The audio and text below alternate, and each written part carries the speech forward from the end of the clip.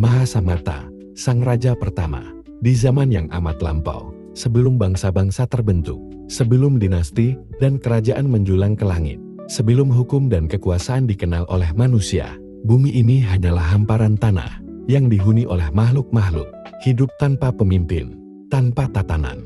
Dunia masih baru, dan manusia hidup dari hasil alam, bebas namun tak teratur. Di tengah masyarakat purba itu, lahirlah seorang anak laki-laki dari keluarga mulia, namun biasa tidak bertahta, tidak bermahkota. Nama anak itu adalah Mahasamata, yang kelak akan berarti yang dipilih oleh suara rakyat.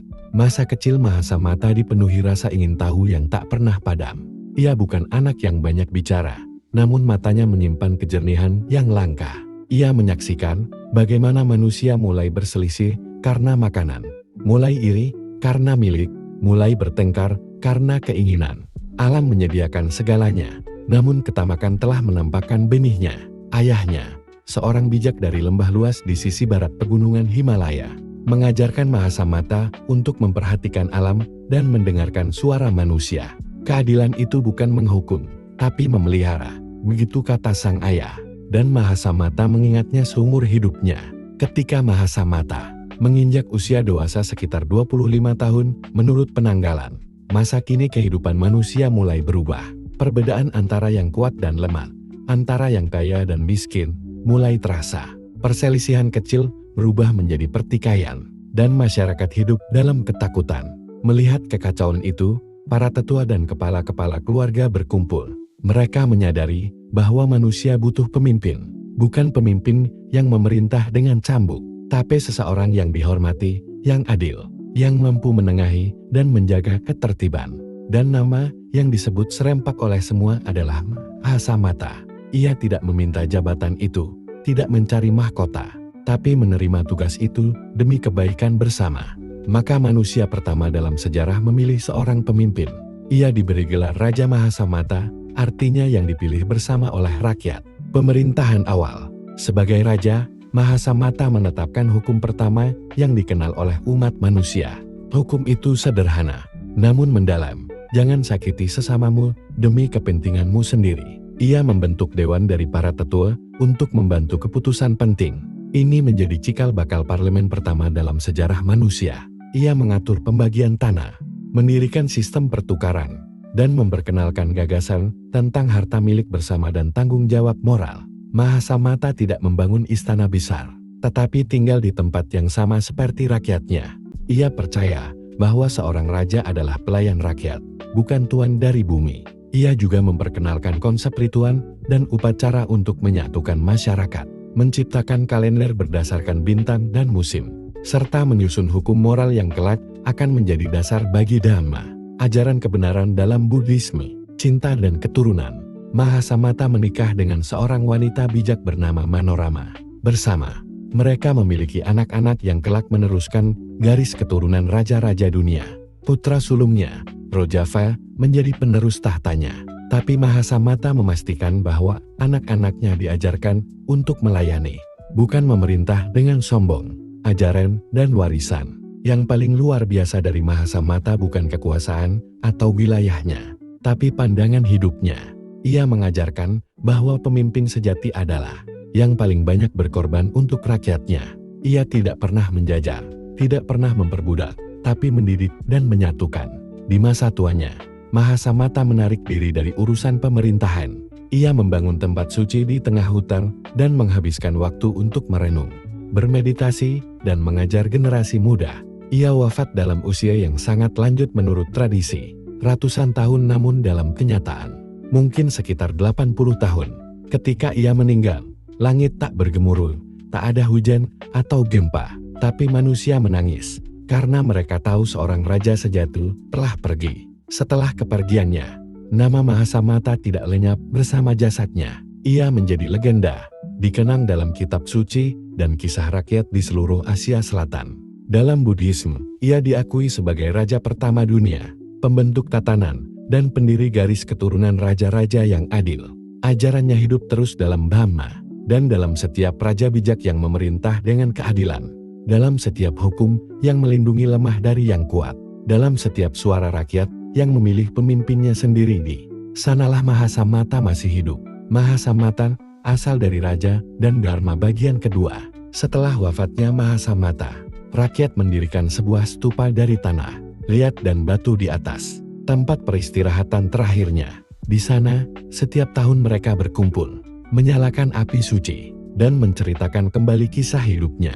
Mereka menyebutnya bukan sekadar raja, tetapi Purusa Dharma, manusia hukum yang pertama membawa tatanan dalam kekacauan. Putra Mahasamata, Raja Rojava, naik tahta tidak dengan paksaan atau darah, tetapi dengan ritus penobatan yang diajarkan langsung oleh ayahnya. Ia tidak menganggap kekuasaan sebagai hak ilahi, tapi sebagai amanat.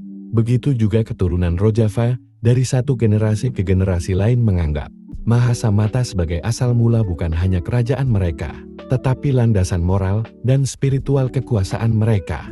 Leluhur ini menjadi permata dalam sejarah dinasti yang disebut dalam naskah Buddhis sebagai Ikshvaku, Surya, dan garis-garis raja lainnya yang kelak melahirkan tokoh-tokoh besar seperti Raja Suddhodana dan Pangeran Siddhartha Gautama sendiri yang akan menjadi Buddha. Dalam Agga Asutta, peneguhan ajaran, ratusan tahun kemudian, ketika Sang Buddha sedang mengajar dua bhikkhu Brahmana muda, Vaishya dan Baiharatja, ia menceritakan ulang kisah Mahasamata dalam Agga Asutta, bagian dari Digha Nikaya.